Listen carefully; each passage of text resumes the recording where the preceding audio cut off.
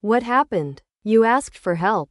Batgirl, no, but it's good that you came. Batman has gone after them. Huntress, so why didn't you go? What's the point of this empty car that you're watching? Batgirl and Robin got on their motorbikes without saying anything and with annoyance, and all three went in the same direction that Batman had gone. The robbers were unconscious on the ground. Batman has gone with surprise, and a kind of joy tied them together with a lasso. When Robin, Batgirl and Huntress arrived, he made a triumphant gesture and said, I got them. So easy and effortless. The others approached them. Robin said, How did you get them? Nothing. They were running when I don't know what happened and they hit the ground. And I tied them all up.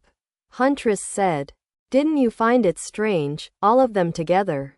Robin, somewhere. When they suddenly felt a sharp pain. Batgirl, it was a trap. Damn it. The intensity of the attack was so great that they all fell to the ground and twisted around themselves.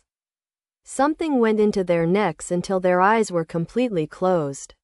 The undercover agents approached them invisibly and touched them. However, to be sure, they performed another mental attack to make sure they were completely unconscious and under their control. A while later, the targets were carried on the winged hands to the mobile laboratory. Vanessa looked at their unmasked faces and said, The daughter of a former criminal.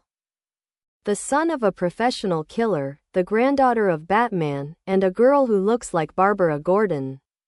With them lying on the beds and their eyes and limbs closed, the sampling began.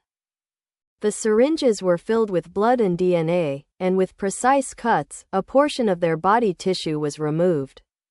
One of the Amazons said, We got everything we wanted. When the sampling was complete, Vanessa looked carefully at the bandages. There was no anxiety in her eyes, only commitment to the mission Wonder Woman had given her. Activate the violet beam. There must be no trace left, she said. The device above the beds turned on, and the violet light passed from head to toe in waves of back and forth. With each pass, the incision lines, bruises, and needle marks faded, as if they had never existed. As if nothing had happened, one of the Amazons muttered as she pulled the bandage aside. That's exactly what we want. Vanessa nodded.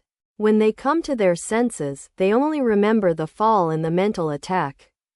They're not looking for anything, because we left no clues. When the device shut down, Vanessa breathed a sigh of relief and said, Turn them over right there, then we'll be out of here right away.